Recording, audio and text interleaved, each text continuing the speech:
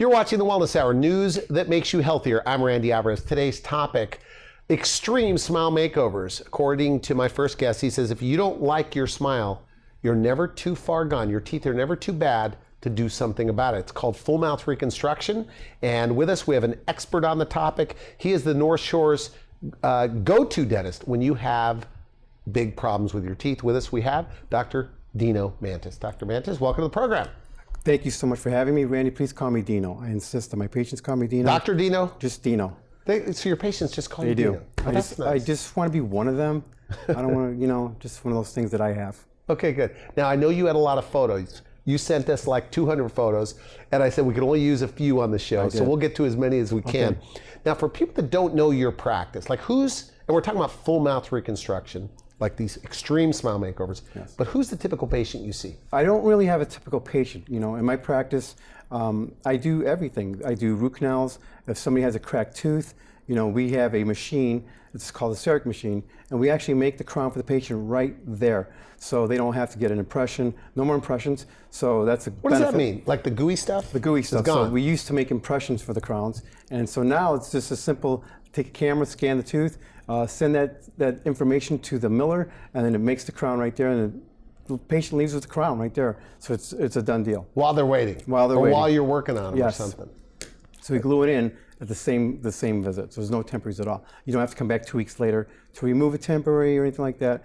We just do it in one visit. Now you have a special license for IV sedation. You're big on sedation. I do. So we have two types of patients. We have the patients that, okay, just do it and don't need to be sedated. But we also have the patient that, they're afraid. And they have to. Is that common? It's common. So sometimes it's oral sedation, but I do IV sedation also. Okay. So, can I tell you a story? Yeah. So I have this patient, he's a great guy, and his name's Doug, and he's special needs. And so, he's been my patient since I've been in the North Shore since 2005. And he is just a great guy, and he comes in and he says, "Hey, am I beautiful?" And I said, "Doug, you're beautiful." But he gets nervous. Okay. So he's needed some work, some implants and extractions and so on. And, he goes, first thing he says, "Is it gonna hurt? Is it gonna hurt?" "Oh, Doug, you trust me?" He goes, "Yeah, I trust you." "Okay, so we're gonna put you to sleep." And so we put him to sleep, we did all the work. Great guy, great story. I mean, really, I love that guy. Now, with sedation, I think we talked in the green room that you could do like 6 months worth of dentistry in one visit because of sedation. What do you mean by that? So what happens when you're sedated, if we have a plan ready to go and the patient wants that plan and we've talked about it and that's what they want to do, then we go ahead and execute the plan. So we already have everything ready for them. If we're doing temporaries, it's ready. If we're doing implants, we have it all planned out through CT scans and so on like that. And so when the patient's ready to do it, they're sedated, we go in there, we just do what we need to do in that whole 3 or 4 hours, complete it, done. Now, is it true they almost have like a amnesia in some cases? Well, they don't remember the procedure. There is, some of the drugs do have an effect where afterwards they have no idea what happened. So, yeah, so the next day they ask me, "What did you do?" And so there is that thing that happens like that. But, it is a great benefit to have that in the office. And so they don't have to go to another specialist to do implants, or they don't have to go to an oral surgeon to get the teeth removed. I've been trained to do all that, and it's very easy for me to do things like that. So with an implant, let's say the patient had bleeding gums, and they had some pockets and they show signs of gum disease. What am I going to do for that patient? Is there a risk of putting an implant there, and later on, that implant gets gum disease also? Because implants get gum disease too, Andy. Okay. So what we do in my practice is we don't want that risk. So we do for our gum disease patients and our implant patients who have gum disease before, is we do what's called a saliva test. Now what that means is the patient will rinse with saline for about 30 seconds, and we send that sample to a lab. And the lab tells us which bacteria are causing that disease. So we have to target those specific bacteria and eliminate them from causing any issues. So people with bleeding gums, bad breath, loose teeth, they have a bacterial infection? Yes. Is that right? That is correct. So you are like taking their saliva, so you could target treatment? That's exactly how we do it. Okay. So let me tell you the 70s, 80s models. What they used to do back in the day was they would say, you know what, you have gum disease, you have pockets, you have bleeding gums, and what would they do? You need surgery. And what does the surgery involve? They're going to make an incision in the gum, peel it back so you can see what's there, and they clean everything out. So now, what they didn't do, because that bacteria is still there. That bacteria is in the gum, it's in the bone. So it's like a microscopic That's infection. right. So now they suture and they put stitches in it and so on. And 3 months later, the patient comes back. And what happens? The patient comes back and their gums are bleeding, there's pockets still. And what is the... What's a pocket? Okay, Randy. Well, a pocket means that there's bacteria underneath the gums. Okay. And what the bacteria does, it gets into the gum and into the bone, and it starts to eat up the bone. So when you eat up the bone, there's a little space that it creates. So we measure that. So when it becomes greater than 3 millimeters, it goes 4, 5, 6. So the gums are actually moving away The gums are from the moving tooth. away, and the bone is dipping away also. Okay, Now the okay. teeth become loose. So that's how that's what gum disease is Interesting, about. okay. So what we do is we target those bacteria to kill them, so that way we lower the risk of gum disease. And for implants, we also want to lower the risk of a failed implant due to those bacteria being in the bone. So what we want to do is clear up that bacterial infection. So what we do in my office is they rinse with saline for 30 seconds, and we bottle that up, FedEx it to the lab next day. Okay. So they get that sample and they analyze it. So here's an example of a test that we did on a patient. And it shows the bacterial levels of that patient. Now, to be honest with you, this patient wasn't coming to me for dentistry. They were coming to me because they needed a knee replacement. And the orthopedic surgeons saw inflammatory markers in their blood tests and couldn't find where the inflammation was coming from. So they sent that patient to me to lower the risk of any failure in that knee replacement. Wow. So I did the test, called the orthopedic surgeon, told him the results of the test, and he said, clean her up. I need to do the surgery. Clean her up. Here's the after result of that patient. Now, if you see that result, now the patient has a green light to do surgery. So these bad bugs, this bacteria, you wiped it out. Wiped them with out. like a targeted treatment based Correct. on what was going on before. Correct. So now they went through the whole protocol. They do a protocol at home, and that's the end result. Now we do that with patients with gum treatments that have gum disease. We do that with patients that have a risk of an implant possibly failing due to gum disease. I want my work to be always, I don't want to redo my work. I want to do it right the first time and be finished. It's a lot less expensive getting Yes. it done right the first time. So in the long run, these patients that come to me are actually saving money by doing this test, because can you imagine if you're doing 4 implants and a denture screwed to it and one of the implants fail, the whole thing fails. So you have to start over. I don't want that to ever happen to me. That's a bad day. So they lost their teeth in the first place because of this bacterial infection in many Correct. cases. Correct. So you're targeting the infection. It's kind of like a holistic approach Yes. in a way. Yes, exactly. And that takes somewhat of a progressive orthopedic surgeon to kind of put 2 and 2 together, that if you have a bacterial infection in your mouth, it may affect the rest of your body. That's correct. So the surgeons are in the know about what's happening about inflammation in the body, because we know that inflammation is systemic and it's in the mouth. If you have, let me say it to you this way, Randy. If you have a healthy mouth, you most likely have a healthy body. If you don't have a healthy mouth, you don't have a healthy body. Now, you can't have an unhealthy mouth and have a healthy body. It doesn't work that way, because that bacteria underneath the gums, it's getting into little blood vessels and it's going into your bloodstream. And your heart pumps that bacteria throughout your whole body, throughout every So the main organ. thing though is when you clean this bacterial infection, the teeth stay healthy. You don't lose teeth. That's correct. Is that right? So That's you end up correct. saving money. That is correct. You told me in the green room over there that, I'm paraphrasing you by the way, but you didn't say the word silly, but people are in a vicious cycle of like scraping and then letting it build back up, scraping again, rather than just killing the That's correct. bacteria. That's correct. And and again, ending all of it. that is the 70s, 80s It model. sounds simplistic. I have a lot of periodontists in my area that are doing this. But there's times, as time goes on, technology changes and you have to keep up with it. Okay. I do know that, and I know that 90% of the dentists, general dentists out there, do not continue with some sort of high level education. So, there are people, the 10%, they're driven to find out the best way to treat their patients with the best science, evidence-based science, by the way. So Okay. it's not just something we're trying, something new. It's something that's been But tried is out. it less expensive or more expensive to do it this way for the patient? Actually, Randy, it's less expensive. I'm going to tell you why. Because if let's say you have a tooth with gum disease, and we catch it at the early stage with a saliva test, And there's several teeth with gum disease, right? Okay. So now we're going to treat it, and we're going to eliminate these bacteria. So once we eliminate the bacteria and lower the risk for them losing their teeth to gum disease, then they keep their teeth. Makes sense. Okay. Now, let's say we didn't treat it. Now the patient has to have the teeth, a tooth, a couple teeth removed, and they have to have implants or a bridge. That's more expensive. That's more cost. So this way is the most conservative way to treat a patient, and it's less expensive. So back to your question of all the things we do in my practice, as far as implants go. So there's a couple categories of implants. There's a patient that lost a tooth, whether they had a root canal and the tooth wasn't crowned and it cracked, and now the tooth has to be removed. That's a single implant. Okay. So we do that. It's very easy to do. The next category is a patient that comes in with dentures. Okay, so they have dentures and they're not supported by implants, and their lower dentures are moving around. Okay. Right. So we put a couple of implants in there, and the denture gets screwed in to those implants. Or we can do a snap-on where the denture just clips onto the implants, and you can take it off and clean. Is that a popular procedure? That's popular, and it's less expensive. It's a more economical way of doing that. Okay. And the other option is I can do 4 implants, and we can put teeth that are hooked to those implants, and they can eat, smile, and do everything they want, and they don't even move. And they don't come in and out? They don't come in and out. These are like permanent They're there. teeth. It's done. Yeah, and patients love that. I mean, it takes away the disease process anymore.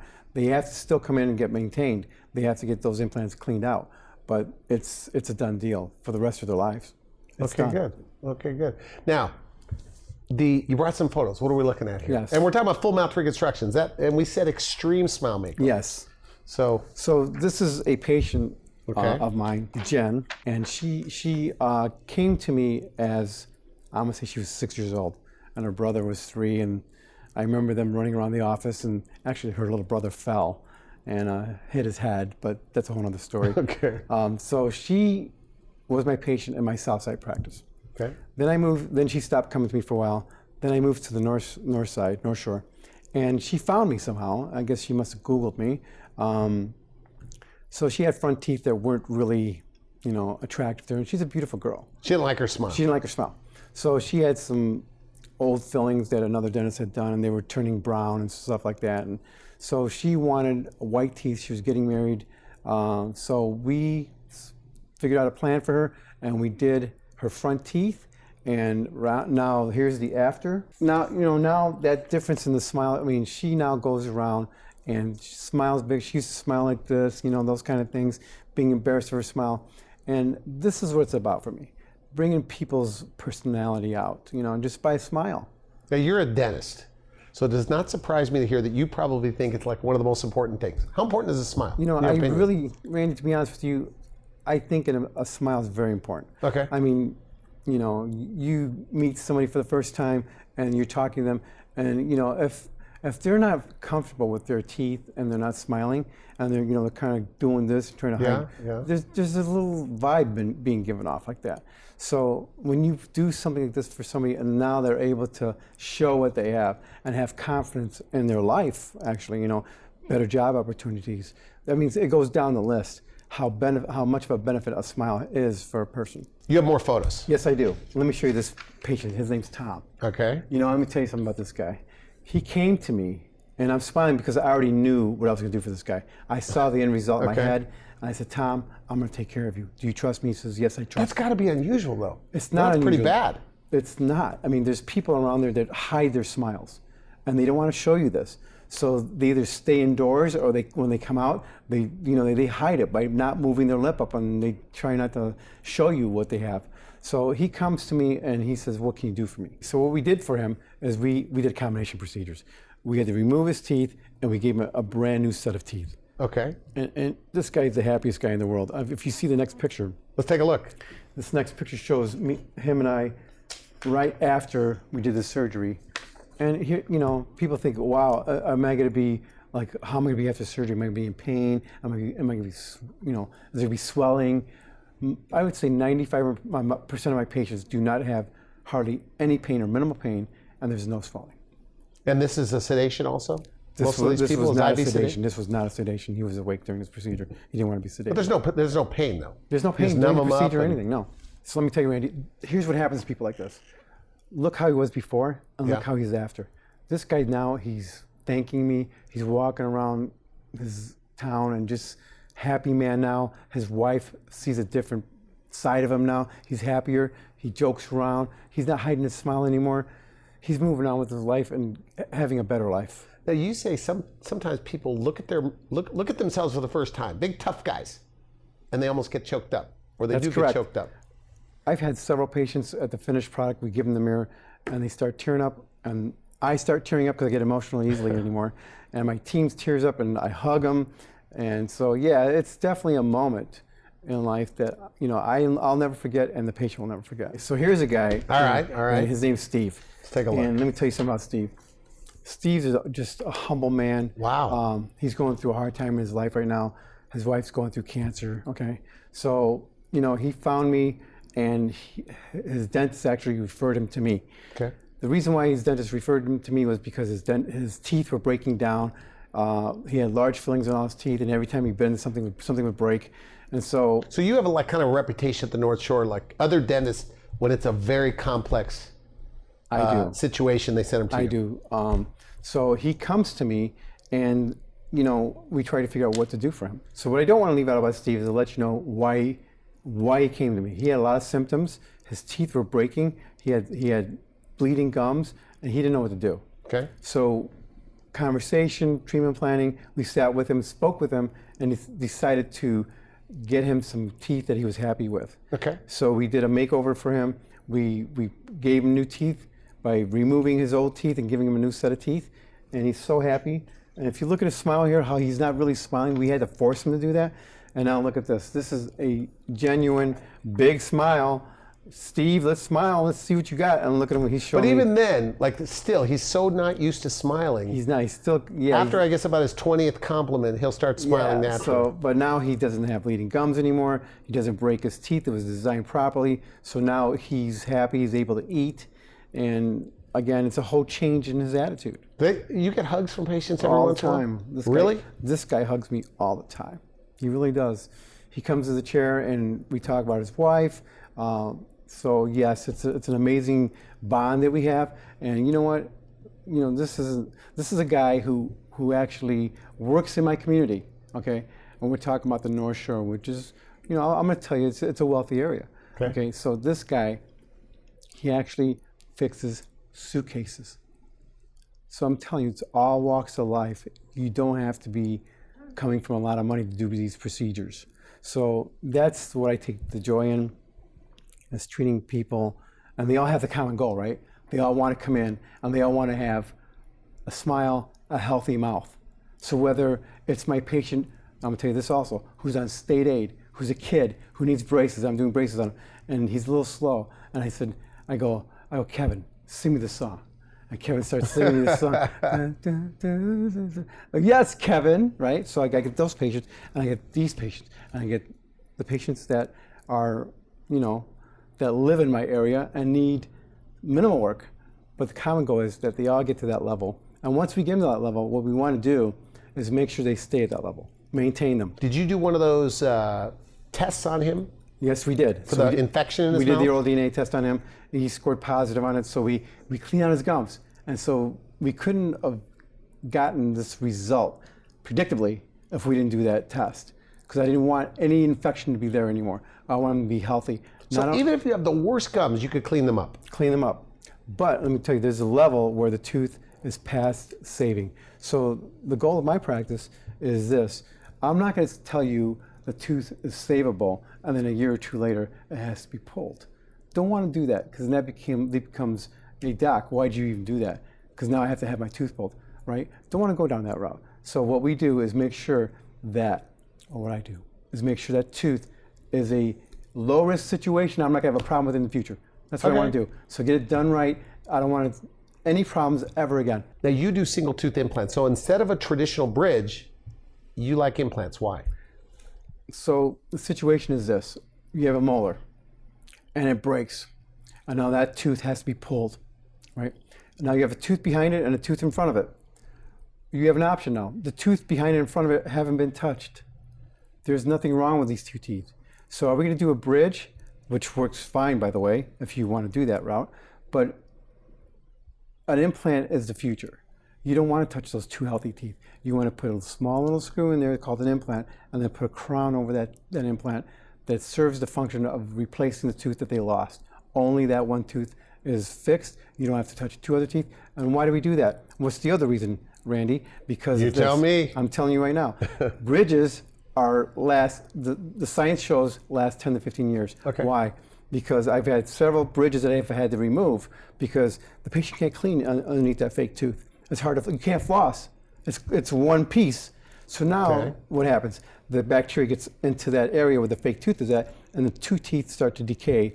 And then either those teeth have to be removed, which means more expensive dentistry, another implant, right? I don't want to do that.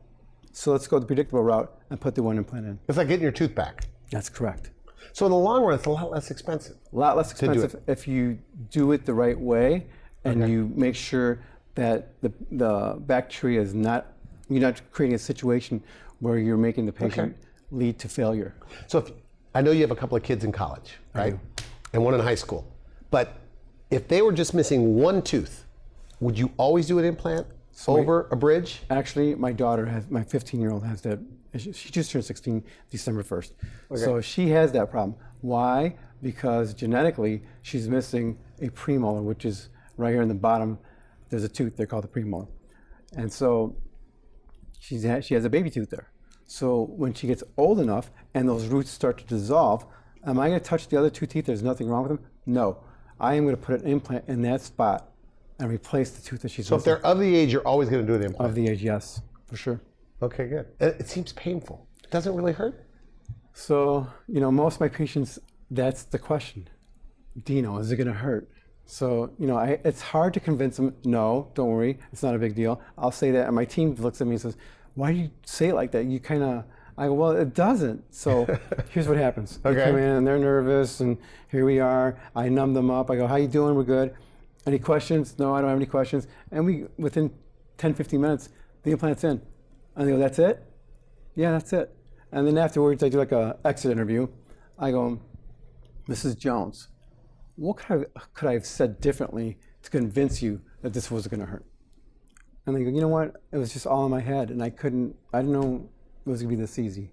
So it's one tooth implant, even more than that. 2, 3 implants. So the patients literally don't complain about pain. Okay, good. Yeah. Time for one more photo. Okay, here we go. And I hate to rush you, but we're going to have to rush. We've got about a minute here we left. go. So this is Jill. All right. She comes in, and she's not happy with her smile. She needs a combination of procedures. She needs the oral DNA test. Her gums are bleeding. She has some gum disease happening. She's missing some teeth already. Her teeth are brown. She doesn't like her smile. Look at how she's smiling. She's forcing the smile again. So this is like right up your alley. Right up my alley. And so, her husband comes in, and I met the husband twice. Before I did anything, and after I finished. He comes up to me and goes, please take care of my wife. I go, I promise you I will. And so I do. End result. We did a combination procedure, some implants, some crowns, and there we go. Wow. Look at that smile. True story. I was at my office on a Friday. Okay. I'm usually not there on Fridays. I was there, I was meeting somebody. Her husband comes through the door. I finished her 4 or 5 days earlier. And that picture right there, right after I took that picture, I took the camera down and I looked at her and I saw her start to cry. I go, Jill. And she came and hugged me, and we both hugged and we both were tearing up. Fast forward to that Friday, husband comes in. I didn't recognize him at first because I only met him about a year earlier. He comes in. I go, who's this? He comes in the door. He goes, Dino, I just want to shake your hand for what you did for my wife. Very nice. And I go, oh my gosh. And he came in, he's a construction worker. He comes into my door personally to shake my hand and thank me. And then she writes me this thank you note. Okay. I hope we're not running out of time. We are, but this is nice. I never had a smile I could show to the world. I never could imagine a life when I could smile proudly, showing true feelings of joy. You've changed my life forever. You're a master at your trade. That's very nice. She goes on. That's what it's about. Randy, that's what I live for, those moments. It's nice, because look, coming into this, and we talked on the phone, I said, but it's just teeth. You say, Randy, it's much more than teeth. Oh, come on. Seriously, I mean, if we can go from one end of the spectrum to the other. You have no teeth and you walk around good, that's a problem. You can't eat. You don't want to go to social events. What do we do, Randy? What do we do in our lives? Come on, you know what we do. We smile. We date. We have significant others. We go to weddings. We go to parties. You got to You smile. want to eat. You want to enjoy your life. Smile and teeth are so important in someone's So if you life. don't like your smile, do something about it. Is that your message? That's the message. But go to, so all under one roof, I guess typically, and we have to mention this before we go, typically you may have to go to the endodontist for the root canal, and you have to go to the periodontist for the gum treatment, etc. You do it all right there. I do it all right there. Saves Because patients people hate time. going to the dentist, right? They do, and they don't want to go here and there and here and there. Well, they're so happy thinking, you know what, I can get it all done here. Yeah, You teach dentists across the country. Do you teach this approach I do. to do it all right there? Well, most of the dentists that I know have learned what I've learned, because that's the people that go to these schools that I, advanced training. So yes, and so most of the dentists that I know do what I do. And that's going to become the future, where you're not going to have so many specialists anymore. The general dentist is going to do most of the work. I had a well-known oral surgeon comes on my show and he goes, Randy, these new general dentists, they're super specialists. Yes. It's not a real term yet, but he says they're doing just about everything. Correct. He liked it. You know, if it takes a certain person that has that drive to want to learn to be the best. So let's say implants. I want to go to the top people that I know to learn how to do bone grafting, to learn how to place an implant in the correct way with guided surgery. There's so many factors that are involved, and you have to be up on this. Okay. North Shore, affluent area, people still have bad teeth. They do. It affects everybody. They do. I mean, you know, it's not just, you know, I'm smart and I can brush and floss. There's a bacteria element into that factor, and if you're not getting the bacteria out, whether it's there's a cavity there's a bacteria that causes cavities, and there's a different bacteria that causes gum disease. So you have to work on those two bacteria to lower the levels in someone's mouth to get them healthy. Okay, good. I want to thank you for coming on the show. I so appreciate it. Final message, somebody watching this, maybe they put off going to the dentist for 5 or 10 years, you say 15 years in some cases, and their teeth are bad. What do you say to them? I say this: seek out somebody that you connect with, that you trust, and that has knowledge, because you can't just wing this. That has knowledge in taking care of your mouth the correct way and is on your side to help you. Because you don't guilt trip people, you said. What do you mean by that? You know, Or scold them? I don't. Does that really go on where the dentist says, how come you're not brushing and flossing? They come in and they're doing this, and you know, Doc, I'm embarrassed, and I haven't been to the dentist for 15 years. And I go, please don't be embarrassed. I have several patients coming like that. It's not your fault. Good. And I let them know that. So good. Yeah. So no matter how bad off you are, come in. Free consultation? Free consultation always. Okay, There's no good. charge for that. All right. I want to thank you again for coming Thanks, on the program. Scott. Good Thank you, stuff. Randy. You've been watching the Wellness Hour, news that makes you healthier. I'm Randy Alvarez. For now, I wish you good health. Thanks for watching The Wellness Hour, the leader in medical news with your host, Randy Alvarez, the authority on health issues.